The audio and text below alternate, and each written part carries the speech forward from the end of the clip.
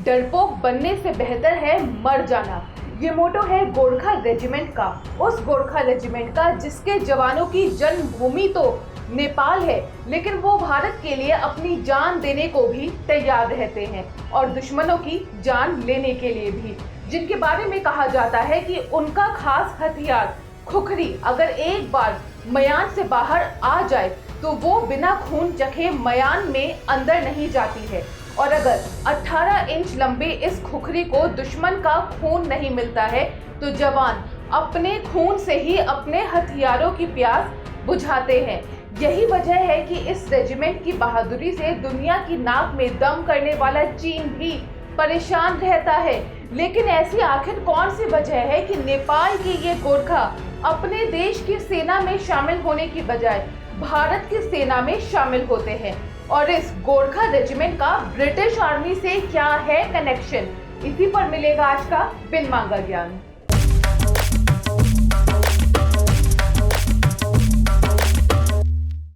बात 1814 की है। तब भारत पर अंग्रेजों का शासन हुआ करता था और मुगलिया सल्तनत अपनी आखिरी सांसें गिन रही थी।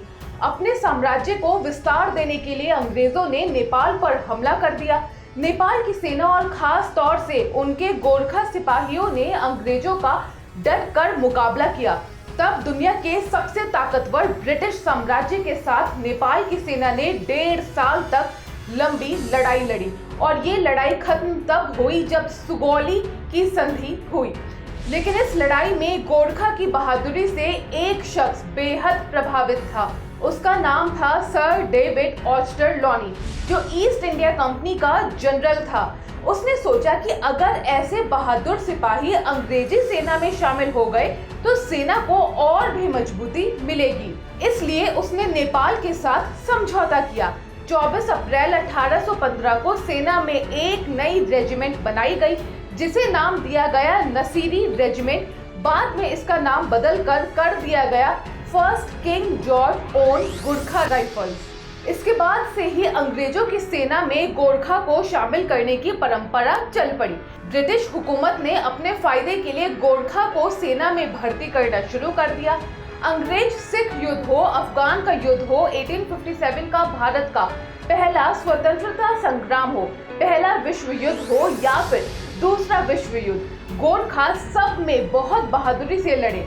ये सिलसिला भारत की आजादी तक जारी रहा। भारत की आजादी के दौरान ब्रिटिश आर्मी में कुल 10 गोरखा रेजिमेंट थी।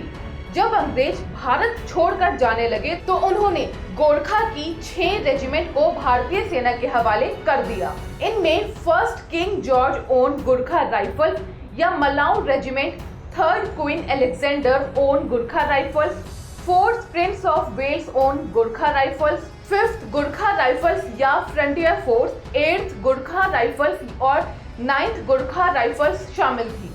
बाकी के बचे second King Edward 7th own Gorkha rifles यानी the Sirmoor rifles, 6th Gorkha rifles, 7th Gorkha rifles और 10th गोरखा राइफल्स को ब्रिटिश आर्मी के साथ जाना था। लेकिन 7th गोरखा राइफल्स और 10th गोरखा राइफल्स के जवानों ने ब्रिटिश आर्मी के साथ जाने से इनकार कर दिया।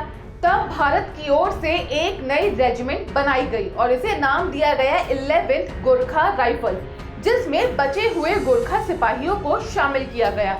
और इस तरह से अब भी भारतीय सेना के साथ गोरखा की 7 रेजिमेंट हैं। ये पूरा बंटवारा एक समझौते के तहत हुआ था जिसमें भारत, ब्रिटेन और नेपाल शामिल थे। इस समझौते को कहा जाता है ट्राई पार्टी एग्रीमेंट या TPA। इस समझौते के तहत ये तय हुआ था कि इस रेजिमेंट में नेपाल के गोरखा ही शामिल होंगे और सेना से रिटायरमेंट के बाद ये गोरखा नेपाल में ही जाकर बसेंगे। ये सिलसिला बदस्तूर जारी रहा। रिपोर्ट्स के मुताबिक भारतीय सेना में अब भी कम से कम 60,000 गोरखा सिपाही हैं। हर साल करीब 1500 सिपाही अलग अलग गोरखा रेजिमेंट में भर्ती किए जाते हैं और अब यही बातें चीन की सेना को खटक रही है, क्योंकि यही वो गोरखा रेजिमेंट है जिन्होंने कभी अंग्रेजों के दांत खट्टे किए थे। जरूरत पड़ी थी तो पाकिस्तान को नाको चने चबवा दिए थे और 1962 के युद्ध में भी चीन के सैनिकों से डटकर मुकाबला किया था। एबीपी न्यूज आपको रखे आगे।